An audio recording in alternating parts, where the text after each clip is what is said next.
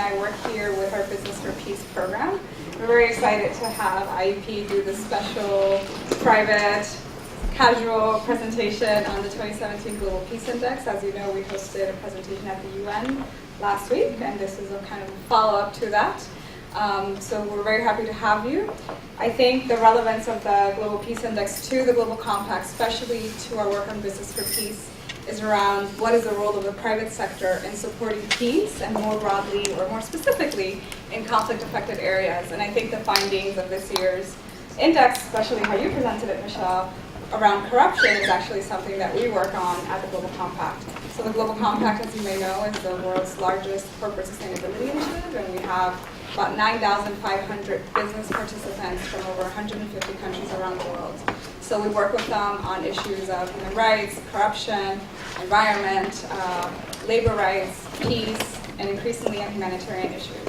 So we're very happy to welcome you all. And on the logistics side, if you need to use the bathroom, there's one straight down the hall for women, and then there's one down this little hallway for men. And there's also a kitchen if you want some tea or anything that's not here. We have some tea and coffee down the hall as well. So welcome everyone, and looking forward to meeting all of you and learning your names in person, but over to you ladies.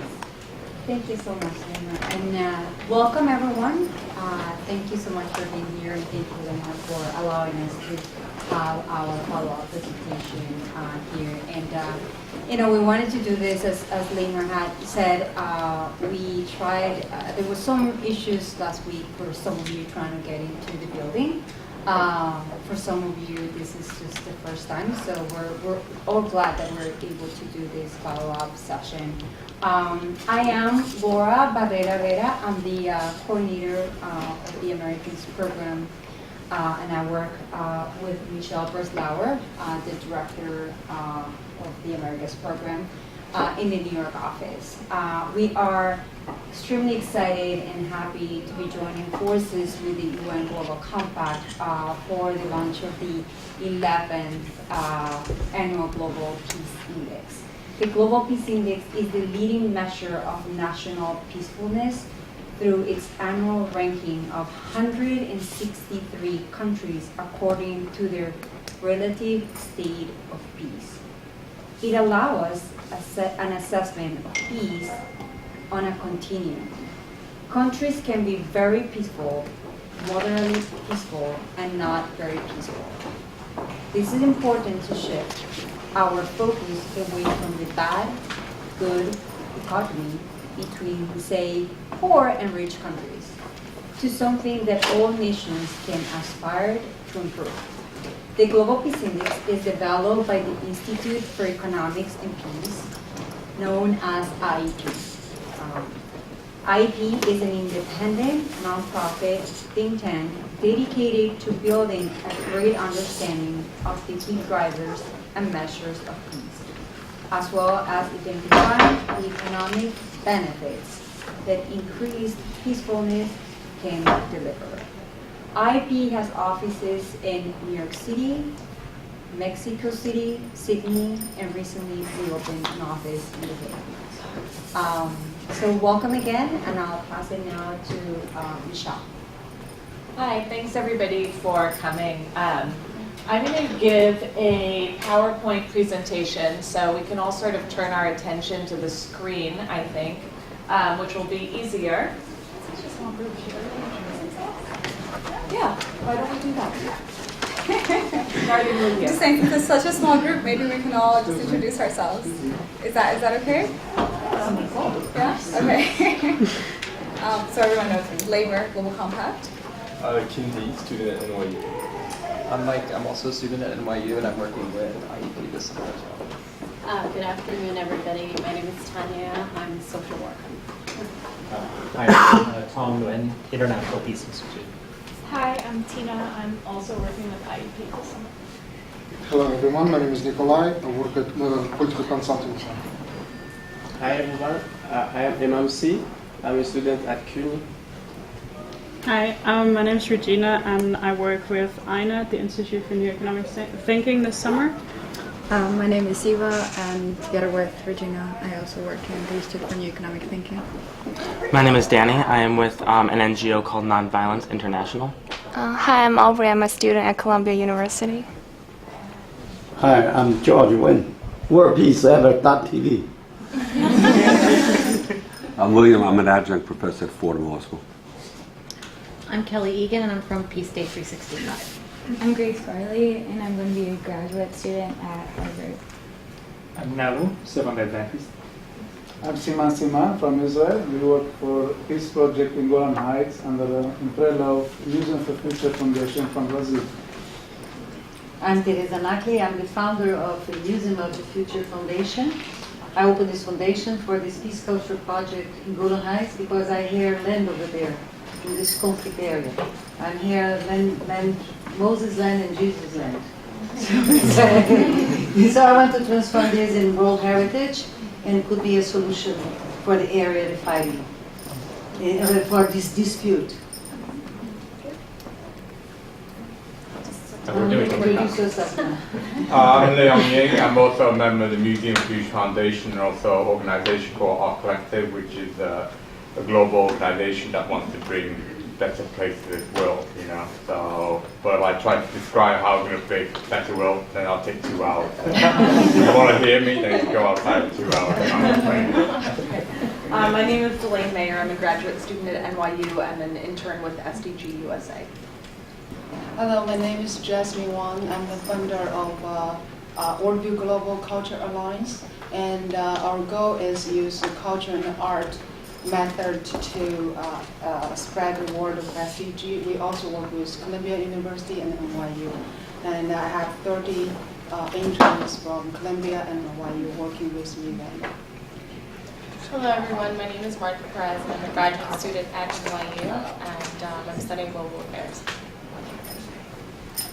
Hello everyone. There's people in the back. Yeah. Hello everyone, I'm Washington, also from New York University. Hi, my name is Sarah. And I'm Eva Jespersen, and until recently I was with the Human Development Report Office in UNDP. Hello, I'm Crystal Lee. And you guys also heard, I'm Michelle Breslauer with IEP. I think we have an extra chair up here. And there's and maybe somewhere else. Thanks, Tina. So, as was mentioned, we're here today for a briefing around the 2017 Global Peace Index, which is probably the largest in terms of the most intensive report produced by the Institute for Economics and Peace each year.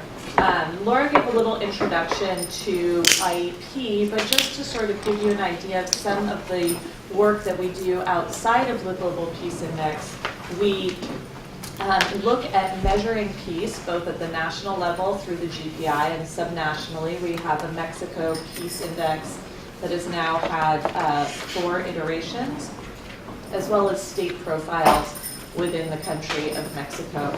We do an annual Global Terrorism Index as well that comes out in November. We've done a lot of work around the economic value of peace, so each year we produce a report around the economic impact globally of peace. And then we do a lot of different sort of contract work. We developed the Youth Development Index for the Commonwealth Foundation. We worked with the OECD on the States of Fragility report and framework. So going into this year's GPI, and I'm going to kind of look at the screen. Apologies for that. Oh, this is fine. Laura described what IEP is, but I think really most importantly is looking at the definitions of peace that are used in this research. Because I think this starts to answer a lot of questions that people may have about what exactly we mean by peace and what we're measuring in the index. So we're taking 2 definitions here of peace, and they're primarily taken from Johan Galtung's work, who's considered sort of the father of peace studies, and talked about negative and positive peace. And now we're appropriating that terminology here it's not true to Galtung, but negative peace for the purpose of the index is defined as the absence of direct violence and the absence of the fear of violence. And this is supposed to take into account the fact that peace is at once at home and abroad. It's not just about wars between countries, it's also about interpersonal relations. And then there's a fear of violence that is either true to its levels or disproportionate, but in some way is reflecting either actual levels of violence or the need for some sort of containment because of a fear. So what the Global Peace Index measures essentially are all of the things that we don't want in society, and I'll get to the actual indicators in a moment. Positive peace is defined here as the attitudes, institutions, and structures that sustain peaceful societies. And so that's much more about what we do want. What are the drivers of peace across countries? And when we look at positive peace, just to give you a little bit more context to that term, we have a framework that was derived by comparing 8 years of Global Peace Index data to over 9,000 different data sets and attitudinal surveys, the cross-country level. So from a really macro point of view, we're trying to understand here which socioeconomic factors correlate most strongly with the most peaceful countries. And so we have this 8-part framework that includes well-functioning government, equitable distribution of resources, free flow of information, good relations with neighbors, high levels of human capital, acceptance of the rights of others, low levels of corruption, and a sound business environment. And all of these 8 factors are interrelated. And now, that's really on the positive peace side. That's looking at measuring the societal potential and resilience. But to get to that, we had to measure negative peace. And we had to have enough of a database around what actually were actual levels or trends in violence, much easier in a way to measure. And that's what makes up the Global Peace Index. So the Global Peace Index is now in its 11th year. It ranks 163 countries and territories. And as Laura mentioned, it's according to relative states of peace. So no country is completely peaceful and no country is completely unpeaceful, and I think that's important to remember. There are 23 indicators, and each indicator is weighted. Closer to 1 is more peaceful, closer to 5 is less peaceful. And we have a 3-part system for development of this index. The Institute for Economics and Peace works with a panel of experts who evaluate the methodology, set the weightings, look at new data sets, and review the index. The actual data itself is collected and collated by the Economist Intelligence Unit, and the Economist Intelligence Unit also provides country analysts for some of the qualitative indicators that are included in this index. So rather than just aggregate existing data sets, we are working to fill some of the data gaps with analysts scoring countries in certain areas. So what are the indicators that make up the index? They broadly fall into 3 domains. So we have measures of ongoing domestic and international conflict. So this includes everything from the intensity of organized internal conflicts to relations with neighboring countries. Then we have 10 measures of societal safety and security. That includes homicide and incarceration rates, impact of terrorism, refugees and IDPs. And IDPs stands for internally displaced people. And finally, 7 measures of militarization. And that includes military expenditure, number of armed service personnel, and ease of access to small weapons. And so what we're really trying to get at here is that peace is a very holistic concept. And so how do we try to think about levels of the absence of violence in a more holistic way? So these are both internal and external indicators. And as I mentioned, each one has a different weighting. So indicators of direct violence like homicide will have more of an impact on the index itself than something like relations with neighboring countries, for instance. So looking at trends in peace, because this is the 11th edition, now we have 10 years of trends.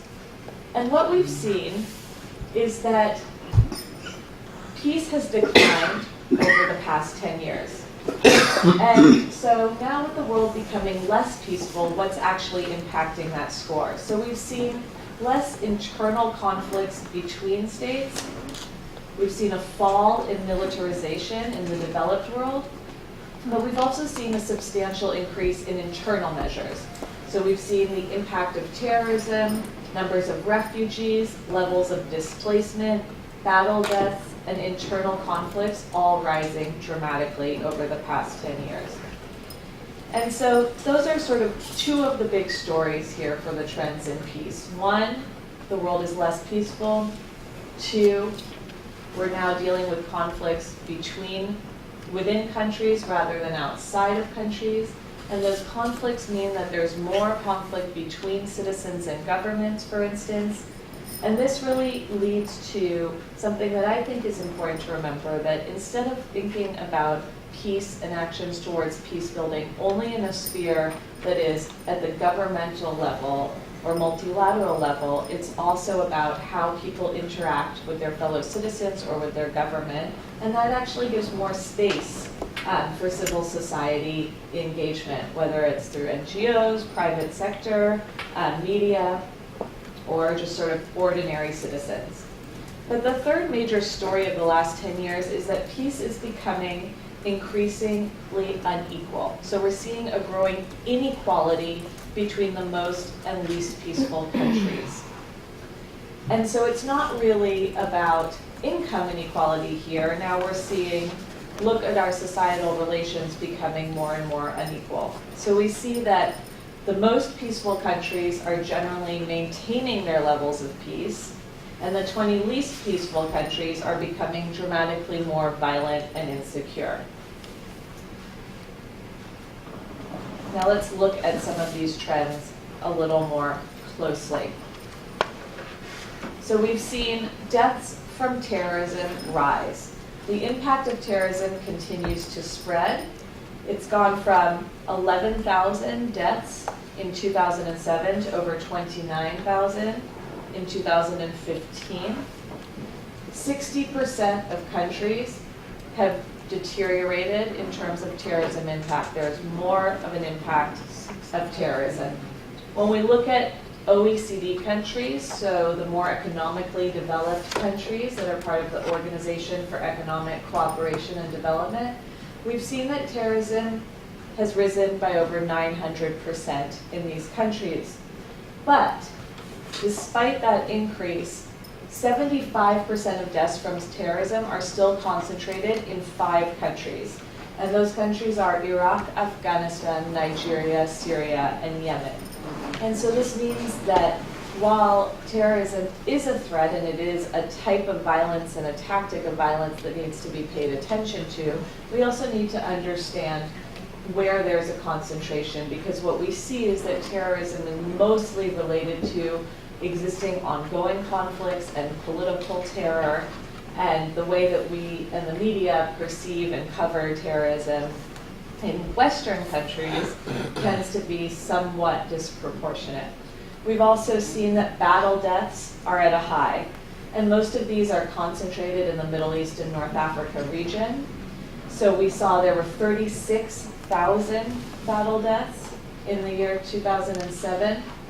It's gone up to 300,000 in 2016, and the majority of those have been in Syria. And finally, there are double the number of refugees and displaced people than there were 10 years ago, with over 65 million people displaced. But there's actually some good news in the 10-year trends. We've seen that despite the global decline, there have been some noteworthy developments at the global level. And so I want to emphasize that the findings that we're looking at here are for the global average, and there can be discrepancies between that and regional changes or country level changes. And that also speaks to some of the inequality that I mentioned before. So we've seen that homicide rates have improved in 67% of countries. And this is particularly important because interpersonal violence like homicide is actually still much more deadly than other forms of violence. And so this increase is particularly noteworthy and positive. I will note that homicide rates are actually increasing. The homicide rate is increasing in the United States. So we do see some divergence from the global trend. We've seen the level of political terror improving over the past 10 years, and so that includes things like state-sponsored terror, torture, extrajudicial killings, detention without a sentence. Now, while it's improved at the global level, it's deteriorated in sub-Saharan Africa and the Middle East and North Africa region. And then on average, the level of militarization has improved. And this is a trend that we've seen since the end of the Cold War, with the major powers decreasing military spending, decreasing weapons reserves.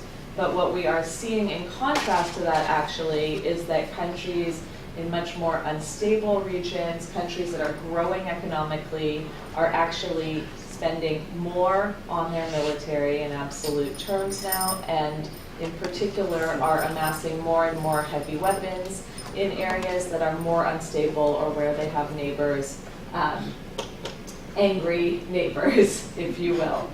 So there's also that inequality and divergence in trends with levels of militarization as well. And then finally, over 10 years, we've seen that peacekeeping deployments are now at record highs. So the number of active peacekeepers has doubled in the past 25 years. So it's gone from 50,000 to nearly 100,000 deployed personnel.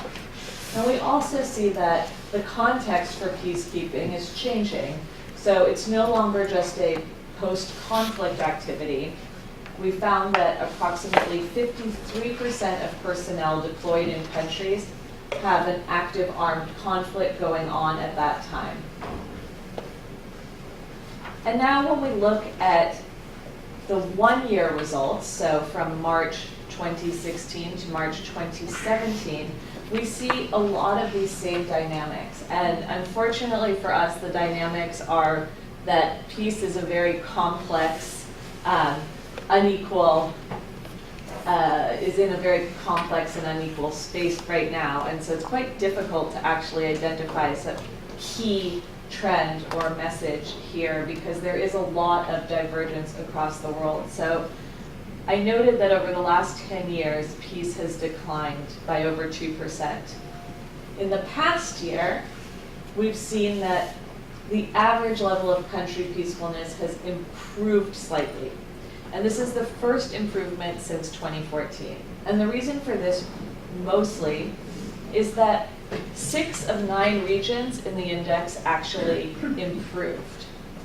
So we saw that 93 countries became more peaceful, while 68 countries deteriorated. And those increases in peacefulness were enough to move the global score forward. So they were larger than the deteriorations, even though they were slight improvements at each individual country level. We saw that the indicators measuring nations' safety and security and militarization were the ones that improved, with key indicators measuring the homicide rate and political terror improving in many countries. Once again, still, political terror got worse in certain regions in the world. We've also seen declines in military expenditure, heavy weapons capability, and armed service personnel. And I think the political terror finding is actually interesting because it's continuing the 10-year trend. And the reason why it's improving is something that I think is often overlooked, or really not given enough attention, because we see, for instance, that there are notable issues and declines in political terror in, for instance, the Philippines, in, for instance, Turkey, in Burundi. However, many more countries than the ones we're used to seeing in the media actually improved on this indicator. And it's based on data from the Amnesty International Human Rights Report, from the US State Department Human Rights Report, and from Human Rights Watch and their reporting. So together it found that 42% of countries in the political terror index, and that index is made up of those different reports, improved on the extent of state-sponsored violence and terror, the levels of imprisonment without trial, the extent of political suppression, extrajudicial killings, and torture.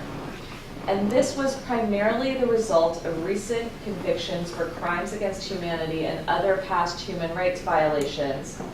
And they were in places like Peru, Chile, Argentina, Cambodia, Costa Rica, and that showed that there's declining impunity for government and military members in some of these countries. And the reason that I'm pointing it out is that I think it's actually quite interesting because we don't hear enough about those types of efforts, and they're very long and intensive, and they involve a lot of political will and institutional capacity, but those are the types of efforts that can make slower improvements that are actually needed to build peace across the world.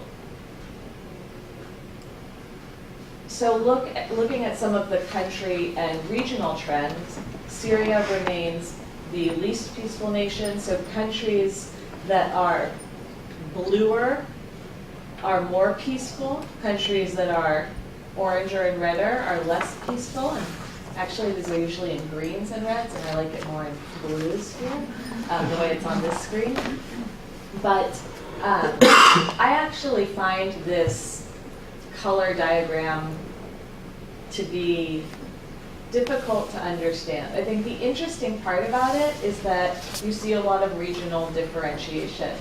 I think the problematic part about it is that people tend to immediately navigate towards the red and assume that that means that you are completely unpeaceful, and it's not true. This is where Laura was sort of speaking to these different banded areas, these different categories, very high peace, lower levels of peace, but remember that it is all relative. So we see that Syria remains the world's least peaceful nation. It's actually fallen, I believe, 68 places in the index since we first started. This is the largest fall that we've seen in the index so far. Ethiopia and Burundi have had the largest deteriorations in levels of peace, and North America had the largest regional deterioration. And the regional deterioration in North America was driven by the US falling 11 places. The US is now at 114th out of 163 in the index. The fall was driven by levels of internal organized conflict increasing, so protest movements. Basically, there is a qualitative indicator looking at are groups within societies contesting issues of national importance and values of national importance. And so really the political polarization that we've seen in the US that was exemplified in the 2016 presidential election really impacted this score. And now it doesn't mean that the US went from very peaceful to not peaceful, but it did have a strong impact on the score. Additionally, the US fell this year because of rising perceptions of criminality. So these internal conflicts actually were accompanied by rising levels of violence, less trust between citizens, less trust between citizens and government in the United States, and an increase in the homicide rate. The last homicide rate data that we have is between 2014 and 2015. It's gone up 11% in the United States. So despite the fact that Canada, which is the 8th most peaceful country in the world, improved, the US brought down the North America regional score. So Iceland remains the most peaceful country. And we've seen that the Central African Republic and Sri Lanka show the largest improvements. Now, oftentimes, countries that improve the most in the index are coming from the very bottom of the index. So the Central African Republic is still 155th in the index. It did not go from the bottom to the very top.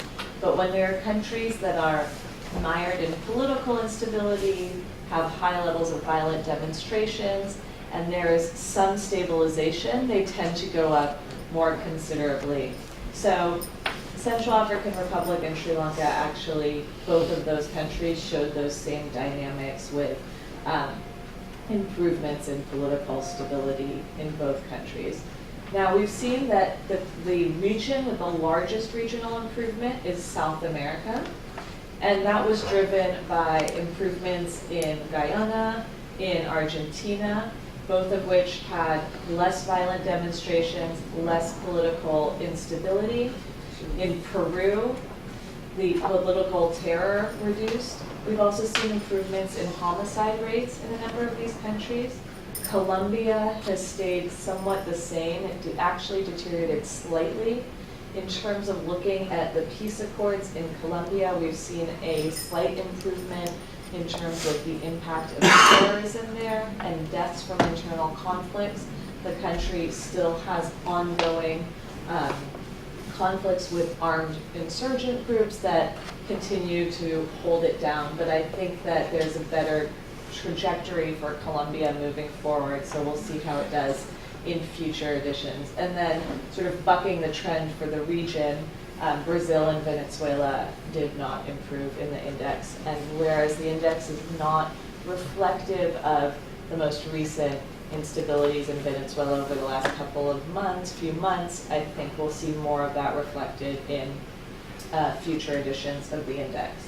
And Europe remains the most peaceful region, but it did deteriorate in terms of ongoing conflict and safety and security. We've seen the terrorism impact score increase significantly in the European region.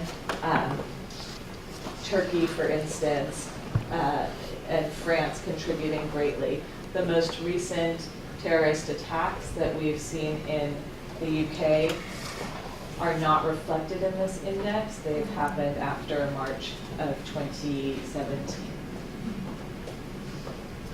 And so moving on to positive peace, which is the more sort of proactive and I would say positive aspect of the index and the work, just to remind you of the different factors that that make up the positive peace framework. I want to note that some of the characteristics of positive peace as we see it here. So we see that positive peace tends to be a proxy for resilience.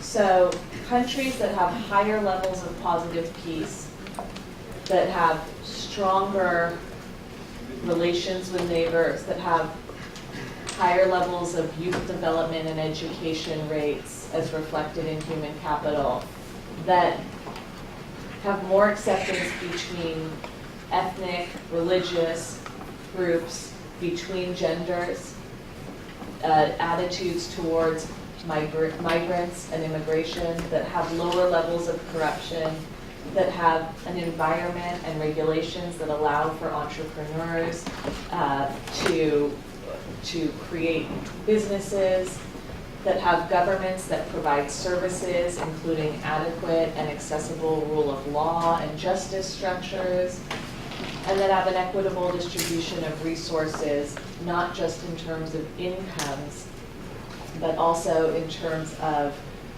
any type of services and land, for instance, and countries that have greater flows of information, so their media is free, their media is not threatened, and they have access to internet and information services, are more resilient to external shocks, tend to be more stable.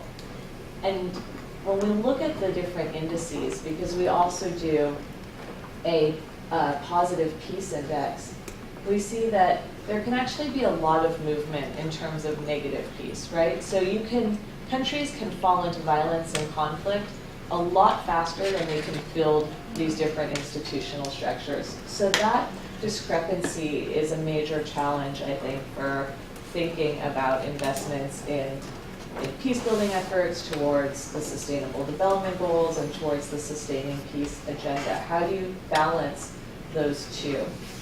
And what we see when we compare the two indices is that indicators of positive peace, so these factors, can also tell us where breakdowns in peacefulness are likely to happen. And so when we compare a country's level of actual violence to its positive peace factors, so basically we're comparing a country's level of violence to its potential, either its capacity or its vulnerability, then we can start to see where there may be issues. And we're doing a lot of analysis now, trying to look at different models around risk and looking backwards at the index and seeing that in 2008, if we had the data and the frameworks that we're working with now, we would have seen that Syria, that Yemen were much more vulnerable to conflict.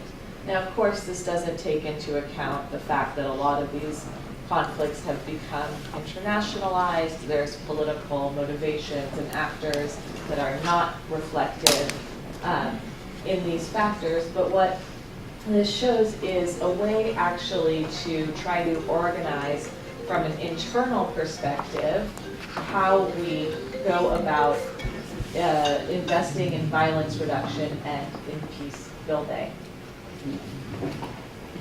And so in terms of looking at some of the ways that we can test out this model, we did a little bit of work looking at peace transitions. So trying to understand, out of those 8 factors, they're pretty logical.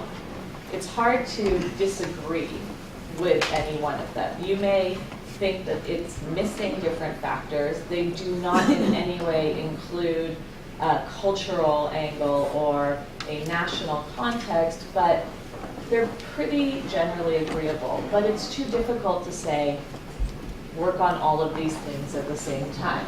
So trying to sort of understand the sequencing of some of these factors and in which contexts that sequencing makes sense is particularly important. So we've started doing that work. So we know that the most peaceful countries in the world perform strongly on all 8 pillars of positive peace. And now every country has a different makeup. Some will be stronger in some pillars than another. But when we look at it, and what we did is that we took countries within brackets of higher, mid, and lower levels of violence, and we looked at the ones that changed over 10 years. So which countries moved from higher levels of violence to more average levels of violence? And so countries that did that actually were Algeria, Ecuador, Uganda. And we found that in countries with high levels of violence, the following pillars were the most important: well-functioning government, in particular security and rule of law, low levels of corruption, acceptance of the rights of others. This was particularly important in terms of human rights, tolerance, gender equality, and workers' rights, and good relations with neighbors, so positive external relations. So what that says really is that the core requirement in more fragile country situations is for government to provide security to its citizens before starting to build up some of these other pillars. So providing security and rule of law and rights before working, let's say, on education. Now, across all levels of peacefulness, so even for the high peace countries, we found that low levels of corruption was the only pillar that's strongly significant. And so that really suggests that corruption can be a very important transformational factor to address in countries at all stages of their development and their peacefulness. And finally, each year we tally up all the costs associated with this violence, and we look at the global economic impact. So we're looking across 17 dimensions at direct and indirect costs of violence. So what we're trying to do here is really think of violence much more as an industry and understand all of the money that it sucks up so that we can think, A, about what we're actually spending on, B, what we're spending to reduce violence and whether it matches, and C, to actually look at the cost benefit of what reductions in violence can bring. So we found that for 2016, the economic impact of violence was over $14 trillion, which is equivalent to 12.6% of world GDP. So that's $5.40 per day per person around the world. And so we include also thinking about if violence decreased by 10%, that would lead to enough economic resources that would be equivalent to 10 times all of global official development assistance, 3 times total climate finance, and all of global foreign direct investment. So it's huge, huge sums of money. And when we look at tallying up what we're actually spending to counteract this violence and thinking about how resources and resource allocation reflect our priorities, we did an exercise with the Peacebuilding Support Office of the United Nations. We have a report on this on our website as well, where we tallied up all of the money spent domestically and through foreign aid to 31 fragile and conflict-affected states. We found generally that it's very small compared to the cost of violence, that it's geographically unequal as well. Most went into Iraq and Afghanistan. And so we did a little work trying to see if we could set an ideal level of peace-building funding based on what we know in the index. We found that the actual peace-building funding is 6 times less than ideal peace-building funding. So these are not exact numbers in any way, but they start to show you that there is already this massive discrepancy amongst what we're spending on peace-building and what we want as outcomes for countries. And now all of this information is available online on our website. We have interactive maps that allow you to look through each country by year, by indicator to compare them. You can actually change the map according to indicator. So I think that's for students and for teaching purposes very useful to be able to zero in on some area that you are working on. And then of course this barrage of social media handles. Feel free to tweet away. And that's it, and I'm happy to answer any questions.